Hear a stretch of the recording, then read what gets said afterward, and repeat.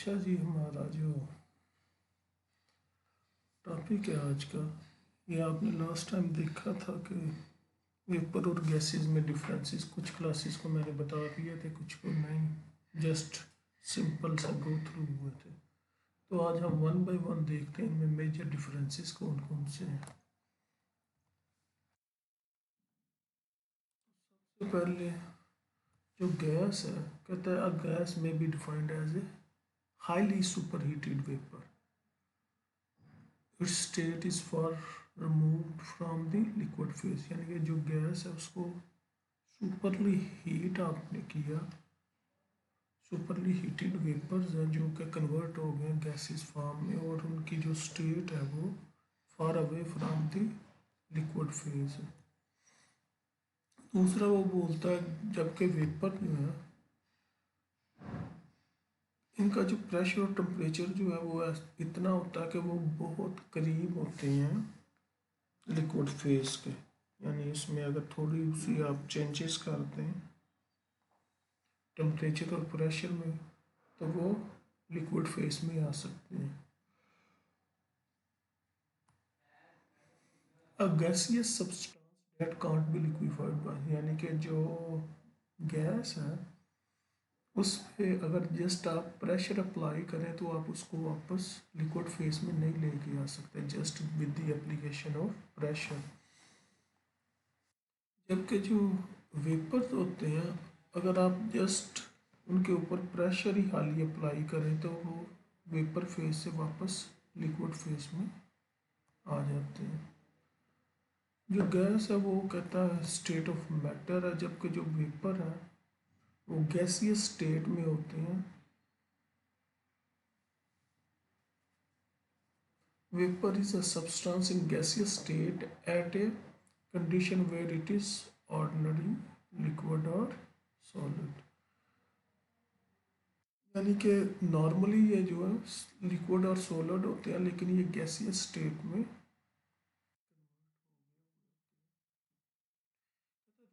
Temperature पे जो gas है वो गैस की फॉर्म में रहेगी, जबकि जो वेपर है वो रूम टेम्परेचर पे लिक्विड भी हो सकते हैं या सॉलिड भी हो सकती है। ठीक है, यानी कि वो कन्वर्ट हो सकते हैं लिक्विड और सॉलिड में एट दी रूम टेम्परेचर, जबकि जो गैस है रूम टेम्परेचर पे वो गैस ही रहेगी। कहता है all vapours can be gases, यानी कि कोई भी वेपर है वो गैस हो सकती है, लेकिन हर गैस जो है वो वेपर नहीं हो सकती। ये याद रखना, कोई भी जो वेपर्स हैं वो गैस की फॉर्म में कन्वर्ट हो सकती हैं, लेकिन हर गैस जो है वो वेपर में नहीं कन्वर्ट हो सकती, चाहे आप जितना मर्जी प्रेशर और अप्लाई करते रहें उस पर। तो ये बेसिक डिफरेंसेस थे बिटवीन वेपर एंड गैस। आपकी बुक में जस्ट वो फर्स्ट डिफरेंस दिया हुआ, तो इसलिए मैंने ज़रा थोड़ा डिटेल में कुछ वर्ड्स हैं जो मैं नोट डाउन कर लिए आप लोगों के लिए, इनको देख लीजिएगा अच्छी तरह। अच्छा जी, उसके बाद ये सारा फिनोमेना चेंज कैसे होता है, what is the major points जो एक फेज से दूसरी फेज में कन्वर्ट करते हैं। एक्चुअली होता क्या, सबसे पहले तो कोई भी चीज़ फॉर एग्जांपल अगर सॉलिड है, आपने उसको टेम्परेचर उसका इंक्रीज करना स्टार्ट कर दिया तो एक पॉइंट आता है जिसे ट्रिपल पॉइंट बोलते हैं। उसके बाद क्या होता है, उस टेम्परेचर पे और आपने क्या किया, प्रेशर भी इंक्रीज करना स्टार्ट कर दिया। उस टेम्परेचर और प्रेशर जिसको ट्रिपल पॉइंट कहते हैं, उसके बाद क्या होगा, अगर तो आप प्रेशर इंक्रीज करते जाएं तो वो सॉलिड फेस में ही रहेगा, लेकिन अगर आप जस्ट टेम्परेचर इंक्रीज करते जाएं इस पॉइंट के बाद तो वो क्या हो जाएगा, सॉलिड जो है डायरेक्टली गैसियस फॉर्म में चले जाएगा। यानी कि ट्रिपल पॉइंट वाला जो प्रेशर है, उसी प्रेशर पे अगर आप रखते हुए टेम्परेचर को इंक्रीज करते जाएं, तो इस पॉइंट से नीचे नीचे अगर टेम्परेचर इंक्रीज करते जाएंगे तो वो क्या हो जाएगा, गैसियस फॉर्म में सॉलिड जो है वो। अच्छा, इस पॉइंट से ऊपर इसी प्रेशर पे आप क्या करें,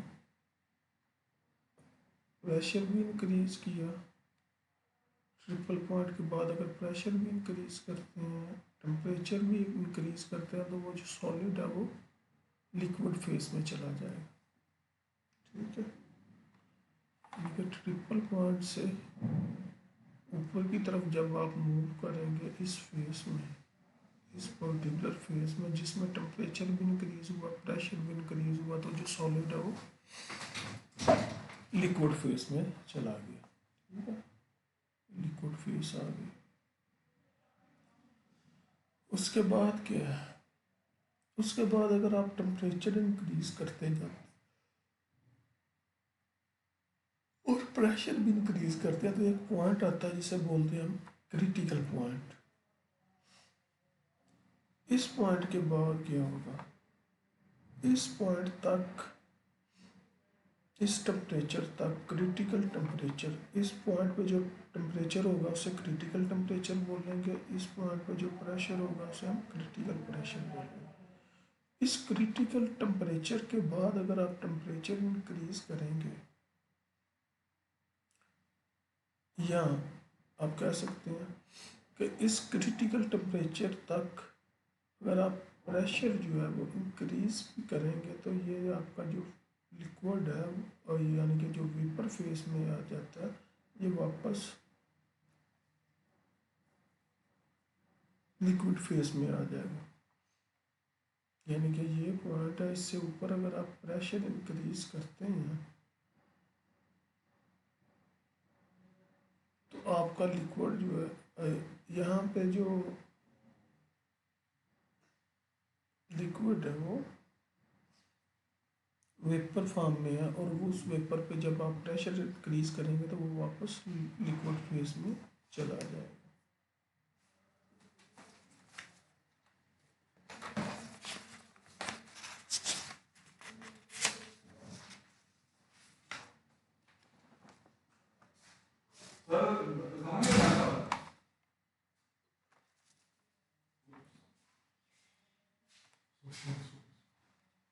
अच्छा जी,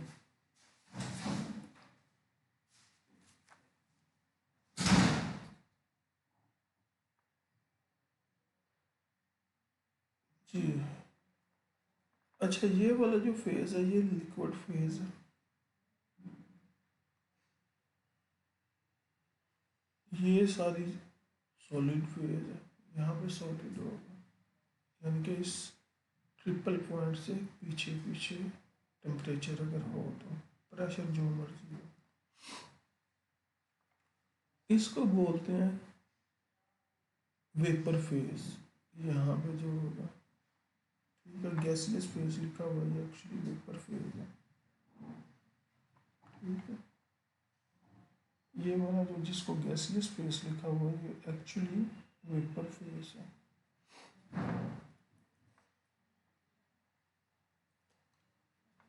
अच्छा, अब ये क्रिटिकल जो टेम्परेचर है, जैसे ही टेम्परेचर इससे इंक्रीज होगा तो ये वापस कभी भी वेपर फेज में नहीं आ सकेगा, या लिक्विड फेज में नहीं आ सकेगा। ये परमानेंटली एक गैस बन जाएगी, जिसे सुपर हीटेड वेपर आप बोल सकते हैं।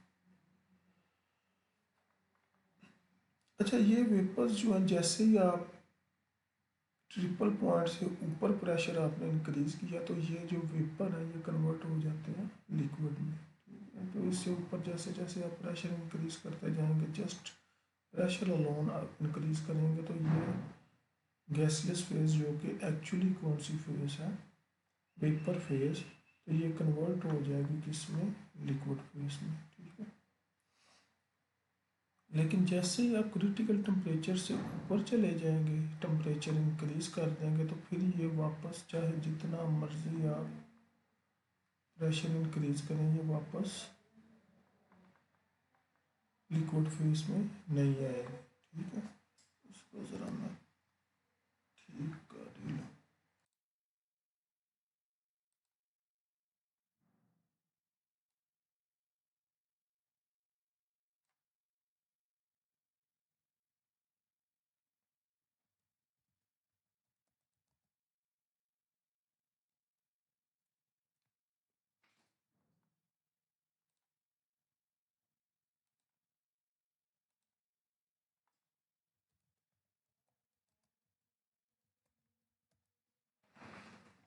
ना आपकी कंफ्यूजन दूर हो जाएगी, ठीक है। तो ये एक्चुअली कौन सी फेज़ है, ये वेपर फेज़, ये वाली लिक्विड फेज़ है। मीन टू से कि आपने स्टार्ट से टेम्परेचर इंक्रीज करना स्टार्ट किया,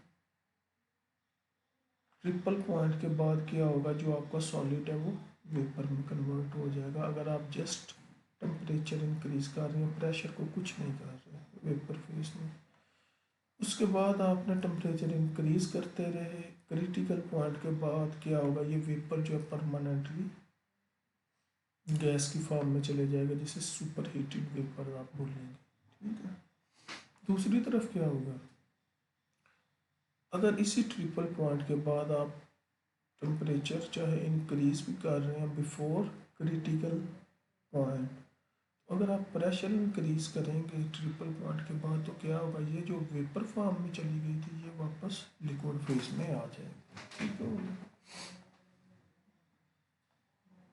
इंक्रीज करते जाएं तो लिक्विड फॉर्म में वेपर्स कन्वर्ट हो जाएंगे, लेकिन क्रिटिकल पॉइंट के बाद क्या होगा, कभी भी ये जो गैस बन गई हुई है सुपर हीटेड वेपर्स या सुपर हीटेड फ्लूइड बन गए, ये वापस कभी भी लिक्विड फेज में नहीं आएगा। तो क्रिटिकल टेम्परेचर जो वाटर का अबाउट 374 डिग्री सेल्सियस है, और जो क्रिटिकल प्रेशर है डेट इज, क्रिटिकल जो प्रेशर है डेट इज 22,060 किलो पास्कल है। तो ये बेसिक वैल्यूज़ हैं, ये आपको याद रहनी चाहिए, ठीक है। तो ये सारा, ये जो चार्ट है, ये जो ग्राफ है, ये एक्सप्लेन कर रहा है आपको कि किस किस तरह फेज चेंज हो रही है।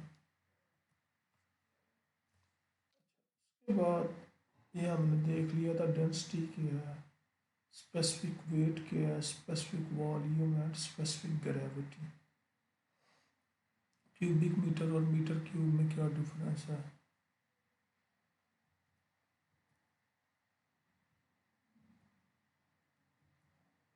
कैसे ग्रेविटेशनल एक्सीलरेशन डिक्रीज होता है जैसे जैसे आप दूर जाते हैं अर्थ की सरफेस से। उसके बाद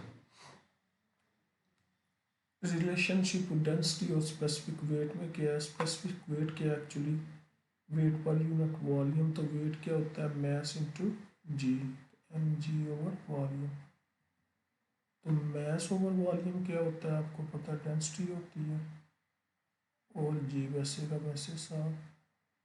तो ये specific weight is equal to rho g, यानी M is equal to rho g. तो रो जो है वो आप यहाँ से निकाल सकते हैं, गैमा ओवर जी। इसी तरह स्पेसिफिक वॉल्यूम की बात हुई थी, तो volume occupied by unit mass is known as specific volume. ये रेसिप्रोकल होता है डेंसिटी का। बात हुई स्पेसिफिक ग्रेविटी की, ये एक्चुअली रिलेशनशिप है between density of a particular liquid और डेंसिटी ऑफ वाटर। वाटर को स्टैंडर्ड लिया गया,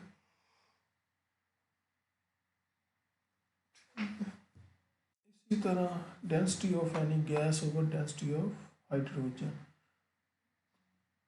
तो डेंसिटी को अगर जी से आप मल्टीप्लाई कर देंगे तो ये हमारे पास क्या आ जाएगा, स्पेसिफिक वेट। इसी तरह स्पेसिफिक वेट ऑफ वाटर, जो गैस ओवर रो हाइड्रोजन को अगर जी से मल्टीप्लाई कर देंगे, डिवाइड कर देंगे, तो ये स्पेसिफिक वेट बन जाएगा हमारे पास पर्टिकुलर गैस का, वो specific weight of hydrogen. Summary में हम कह सकते हैं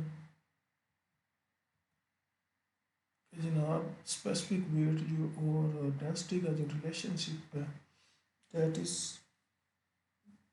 gamma is equal to rho g। See rho is equal to gamma over g v, यानी कि specific volume one over rho. इसी तरह स्पेसिफिक ग्रेविटी जो है rho of liquid over rho of water,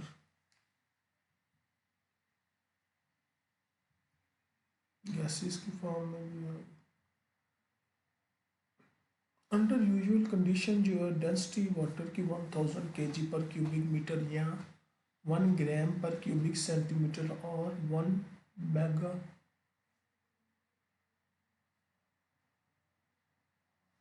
ग्राम पर क्यूबिक मीटर। इसी तरह specific weight जो वाटर का डेट इज 9810 न्यूटन पर क्यूबिक मीटर और 9.81 किलो न्यूटन पर क्यूबिक मीटर। स्पेसिफिक ग्रेविटी जो वाटर की है डेट इज 1, और इसी तरह स्पेसिफिक ग्रेविटी ऑफ मरकरी की है 13.55, और हम इसको लिख लेते हैं 13.6 समटाइम। इसमें देखेंगे ये यूनिट लेस है because it is a ratio of two same things, यानी कि डेंसिटी वाटर की और डेंसिटी किसी भी लिक्विड की ये रेशो है, तो इसलिए यूनिट दोनों कैंसिल हो गए, तो ये यूनिट लेस क्वांटिटी है। एग्जाम्पल थी ये गिवन था आपके पास specific weight of water, specific gravity of mercury और जी 9.81। आपको रिक्वायर्ड था density of water, specific weight of water, density of mercury. तो आपके पास सॉल्यूशन के लिए फार्मूला आपको पता है, density of water is equal to, यहाँ आप कह लें specific weight of water density of water into g के इक्वल होता है, तो डेंसिटी ऑफ वाटर हो जाएगा equal specific weight of water over g, that is 9810 over 9 तो यहाँ से आपके पास डेंसिटी ऑफ वाटर आ गई 1000 kg पर क्यूबिक मीटर, सिंपल सा। उसके बाद आपके पास यही फार्मूला आप यूज़ करें स्पेसिफिक ग्रेविटी का,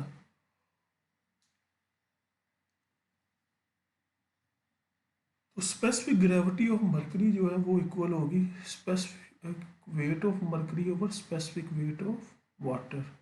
तो स्पेसिफिक वेट ऑफ मरकरी को एक साइड पे रख लें तो दूसरी साइड पे क्या आ जाएगा, specific gravity of mercury into gamma of water. तो gamma of water 9.81, specific gravity of mercury आपको गिवन है, तो यहाँ से आपके पास स्पेसिफिक वेट ऑफ मरकरी आ जाएगा 132.93 किलो न्यूटन पर क्यूबिक मीटर।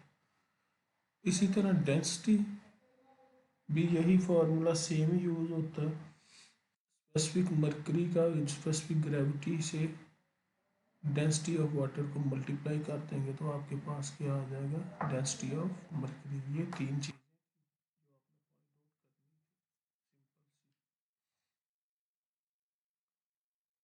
होप सो कि ये क्लियर हो गया होगा, अगर नहीं होगा तो जो क्लास की टाइमिंग है उसमें हम इसको दोबारा डिस्कस करें जी। उसके बाद ये एग्जांपल आप खुद ट्राई करें घर में सॉल्व करने की, नहीं होगी तो क्लास में हम डिस्कस करेंगे कि स्पेसिफिक वेट ऑफ वाटर जो है at 14.7 psi pressure and 15 degree centigrade temperature is 1.81 kilo newton पर क्यूबिक मीटर किया at moon and 9.7 kilo newton पर cubic metre at equator. Suppose the specific gravity of Mercury is 3.55, not 13, 3.55 suppose किया हमने। compute the density of water and the specific weight and density of mercury at moon and equator। Moon और equator पे आपने ये चीज़ें find out करनी है। ये जो पिछली एग्जांपल है उसी को जहन में रखते हुए ट्राई करें और सॉल्व करने की। इसी तरह आपको क्यूबिक मीटर और मीटर क्यूब में डिफरेंस क्या है ये पता होना चाहिए।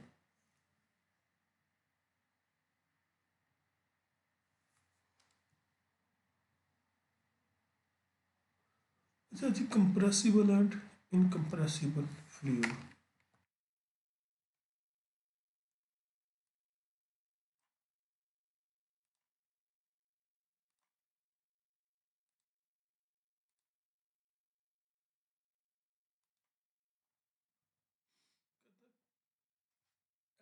फ्लूइड जिसमें जो है डेंसिटी कांस्टेंट ना रहे, ऐसे फ्लूइड को कंप्रेसिबल फ्लूइड कहते हैं। डेंसिटी क्या होता है? मास ओवर वॉल्यूम। तो अगर आप उसको पे कोई किसी ऐसा फ्लूइड जिस पे आप प्रेशर अप्लाई करें और उसका वॉल्यूम रिड्यूस हो जाए, डेट्स मीन कि उसकी डेंसिटी सेम नहीं रही, कांस्टेंट नहीं रही, तो ऐसे फ्लूइड को हम कौन सा फ्लूइड बोलते हैं? कंप्रेसिबल फ्लूइड, जैसे कि गैसेस। इनकम्प्रेसिबल फ्लूइड कहता है अगर तो डेंसिटी कांस्टेंट रहे तो ऐसे फ्लूइड को हम इनकम्प्रेसिबल फ्लूइड कहते हैं। फॉर एग्जांपल आप जितना मर्जी प्रेशर अप्लाई करते रहें उसकी डेंसिटी वॉल्यूम जो है चेंज ना हो, जैसे कि लिक्विड्स। इनमें प्रेशर अप्लाई करने से बहुत माइनर सा वॉल्यूम में डिफरेंस आता है, तो इसलिए हम इसको इनकम्प्रेसिबल ही कंसीडर करते हैं। बट इन रियलिटी ये कंप्रेसिबल है। ठीक है, बात कर रहा है although there is no such thing in reality as an incompressible fluid, this term is applied where the change in density with pressure is so small as is to be negligible। वही जो बात मैं पहले भी करता रहा हूँ कि कोई भी नेचर में ऐसा फ्लूइड नहीं है जो कि इनकम्प्रेसिबल हो। ठीक ठीक है, हर फ्लूइड जो है कंप्रेसिबल होता है, लेकिन कहता है कि हम इसलिए इसको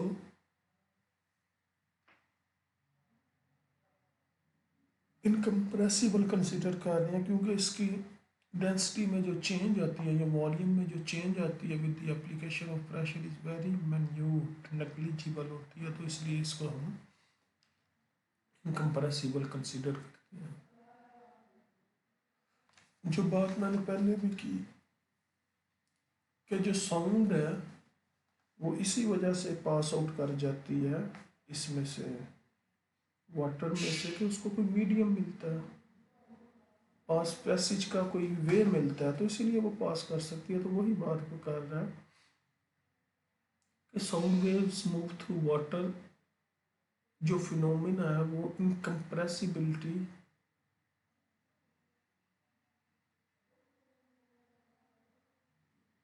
की नफी करता है। डेट्स मीन कि वो कंप्रेसिबल है, उनमें कोई ना कोई स्पेसीज हैं। इसी तरह water hammer phenomena, water hammer, hammer का आपको पता क्या होता है? हथौड़ा। मीन टू से कि वो ऐसी चीज़ जो सडनली, हथौड़े का क्या काम है हैमर का? कि सडनली कोई प्रेशर या फोर्स अप्लाई करना। तो वाटर हैमर यानी कि पानी का हथौड़ा। तो ये फिनोमिना कहाँ पे आप देख सकते हैं? जहाँ पे पानी सडनली प्रेशर या फोर्स अप्लाई करे किसी चीज़ पे। सडनली कैसे होगा? वाटर टैप, आपका कोई पाइप है, पाइपलाइन में वाटर जा रहा है, ठीक है, जल्दी से स्पीड से वाटर मूव कर रहा है किसी पाइपलाइन में, सडनली आप क्या करें? उसको ब्लॉक कर दें पैसेज को वाटर के, तो वो क्या होगा? जिस चीज़ से आप वाटर के पैसेज को ब्लॉक करेंगे वो उसके ऊपर वाटर एक फोर्स लगाएगा, सडन फोर्स लगाएगा। अगर तो वो मटेरियल जिसके साथ आपने वाटर के पैसेज को ब्लॉक किया इतना स्ट्रॉन्ग है कि उस वाटर की फोर्स को वो बियर कर सके, तो वो बच जाएगा। और पानी क्या होगा, वाटर के मॉलिक्यूल उसके ऊपर फोर्स लगाएंगे, उससे पीछे वाला सेकंड मॉलिक्यूल जो होगा वाटर का वो पहले वाले पे फोर्स लगाएगा, तो ये बैक इफेक्ट एक क्रिएट होगा, यानी कि पानी पीछे की तरफ झटका एक पानी का लगेगा। तो से कि उस पॉइंट पे जहाँ पे आके वो ब्लॉकेज हुआ वहाँ पे पानी एक हैमर की तरह फोर्स लगाएगा, और फिर उसके पीछे वाले मॉलिक्यूल्स उस पानी पे फोर्स लगाएंगे तो वो आपस में कंप्रेस हो जाएंगे। ठीक है, तो ये एक कहता है फिनोमिना जो है वाटर हैमर का, ये भी हमें बताता है कि पानी जो एक्चुअली लिक्विड जो है वो कंप्रेसिबल होते हैं। जैसे कि आपके सॉफ्ट ड्रिंक्स, जब आप उसको ओपन करते हैं तो एक प्रेशर से कोई ना गैसेस बाहर निकलती हैं, तो दैट आल्सो शोज कि कंप्रेसिबल है लिक्विड्स, कि इनके दरमियान कोई ना भी मॉलिक्यूल्स के दरमियान स्पेसिस थी जो ऑक्यूपाई की गैसेस ने।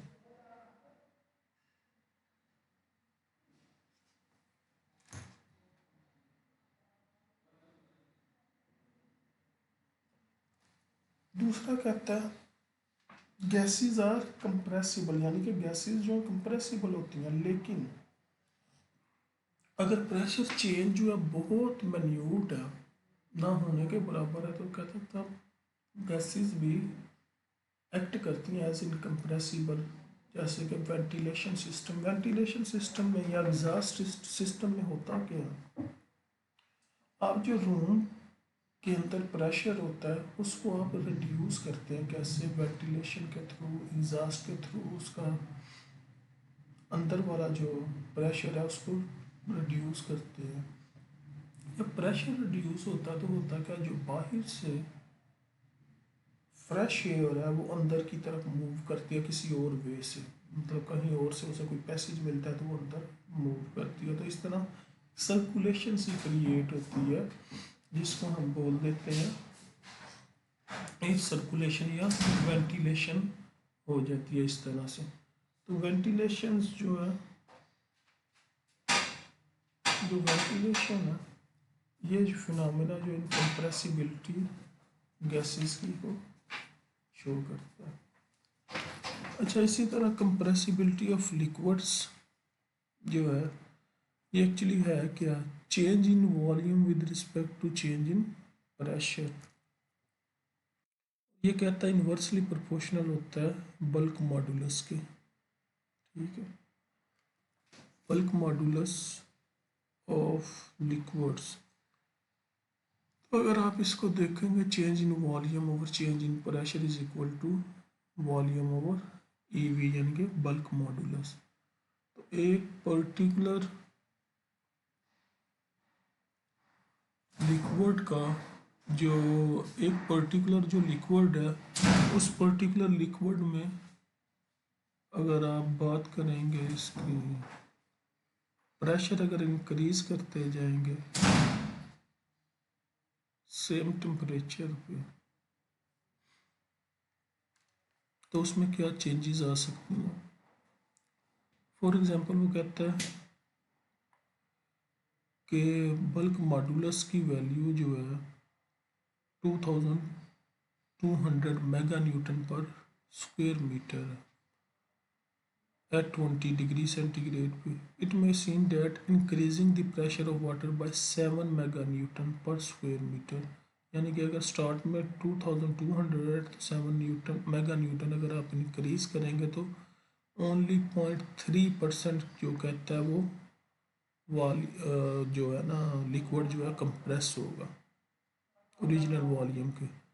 Therefore, it is seen that the usual assumption regarding water as incompressible is justified, यानी कि 7 मेगा न्यूटन पर स्क्वायर मीटर अगर आप प्रेशर इंक्रीज करते हैं तो जस्ट 0.3%, 0.3% यानी कि 0.3 को भी आप 100 से डिवाइड करें तो इतना जो है वो रिडक्शन होगी इसके वॉल्यूम में, दैट इज अबाउट नेग्लिजिबल। इसी तरह कहता है volume modulus of mild steel is about 170,000 mega Newton पर स्क्वायर मीटर, और वाटर का जबकि कितना 2200 मेगा न्यूटन पर स्क्वायर मीटर है। लेकिन वाटर जो है 18 टाइम्स जो है वो कंप्रेसिबल है एज कम्पेयर टू स्टील। तो डेट्स मीन कि वाटर तो कंप्रेसिबल है। इसी तरह जो मरकरी है 8 टाइम्स, जबकि nitric acid is 6 time compressible than water. उसके बाद जो स्पेसिफिक वेट ऑफ लिक्विड्स है वो कैसे रिड्यूस होता है। टेम्परेचर अगर आप इंक्रीज करते जाएंगे तो स्पेसिफिक वेट ऑफ लिक्विड जो है वो रिड्यूस होता जाएगा। ठीक है, ये आपको पता ही है, स्पेसिफिक वेट जो है 1/T के इक्वल है और प्रेशर के डायरेक्टली प्रोपोर्शनल है। इसी तरह जो equation of state for gases है, ये जो आपने पढ़ी है PV=mRT, इसमें कहता है ये इक्वेशन बेसिकली परफेक्ट गैसेस के लिए PV=RT। इसमें P जो एब्सोल्यूट प्रेशर है, रो डेंसिटी, अगर V स्पेसिफिक वॉल्यूम लें हम, जो स्पेसिफिक वॉल्यूम और डेंसिटी का क्या रिलेशन है, V=1/ρ। ठीक है। अच्छा, इसमें और गैस कांस्टेंट है, टी टेम्परेचर एब्सोल्यूट है, तो गैस कांस्टेंट की जो वैल्यू यूजुअली ली जाती है 287 न्यूटन मीटर पर केजी केल्विन। अच्छा, इसमें जो स्पेसिफिक वॉल्यूम की जगह पे हम 1/ρ लिख सकते हैं, जैसे कि हमें पहले भी देखा है कि डेंसिटी और स्पेसिफिक वॉल्यूम का रिलेशनशिप। तो P/ρ/RT, ये जो है इसको लिख सकते हैं, सॉरी डेंसिटी को रो को लिख सकते हैं, P इधर आ गया तो R/T नीचे आ गया, तो डेंसिटी को लिख सकते हैं P/RT। अगर रो डेंसिटी को G से मल्टीप्लाई करें तो ये स्पेसिफिक वेट बन जाता है। तो specific weight is equal to होगा G, इस तरफ भी मल्टीप्लाई होगा, अगर इस तरफ होगा तो G/RT। इस फॉर्म में भी इसको इक्वेशन को लिख सकते हैं। जबकि आपका एवोगाड्रोस लॉ कहता है कि सारी जो भी गैसेस हैं उनका सेम टेम्परेचर और प्रेशर पे नंबर ऑफ मोल्स जो है वो सेम रहते हैं पर यूनिट वॉल्यूम में। अगर ये है तो डेट्स मीन M1R1 = M2R2। ये लेकिन ये होता किसके लिए, परफेक्ट गैसेस के लिए होता है, और MR की जो वैल्यू है डेट इज 8312 न्यूटन मीटर पर केजी केल्विन होगी। जबकि जो रियल गैसेस में कहता है इसकी वैल्यू वेरी करती है 8140 से 8330 न्यूटन मीटर, जो कि लेस दैन 3% वेरिएशन है। एक और इक्वेशन है हमारे पास, P1V1=P2V2=P3V3, जो भी है व्हाट्सएवर PVN स्पेसिफिक वॉल्यूम के ऊपर एक टर्म यूज हो रही है n, जो कि कांस्टेंट है।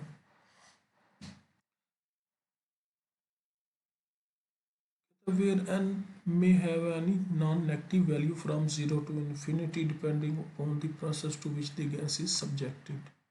n जो है एसोथर्मल कंडीशन में जब हो तो उस वक्त n की वैल्यू 1 ली जाती है, जबकि आइसेंट्रोपिक प्रोसेस में जो कि फ्रिक्शनलेस एडियाबैटिक प्रोसेस होता है, k की वैल्यू जो ली जाती है 1.4 ली जाती है।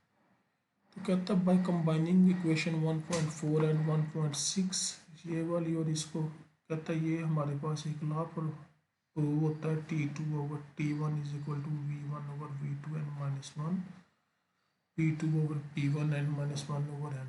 ये जो प्रूव है ये आपने नेक्स्ट क्लास तक प्रूव करके आना, अगर नहीं होगा तो फिर मैं आपको समझा दूंगा कैसे करना। ठीक हो गया। तो ये आज का लेक्चर है आपका। उसके बाद कंप्रेसिबिलिटी ऑफ गैसेस ये भी देख लेना थोड़ा सा। उसके बाद आ जाती है एग्जाम्पल 1.2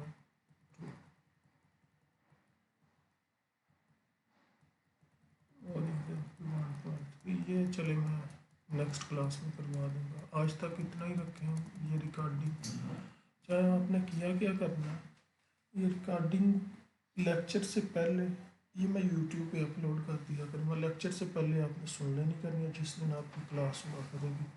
क्लास में इस पर डिस्कशन किया करेंगे। अगर आपको कोई चीज़ क्लियर नहीं हुई तो आपने मुझसे पूछ लेनी है, उसको हम डिस्कस किया करेंगे।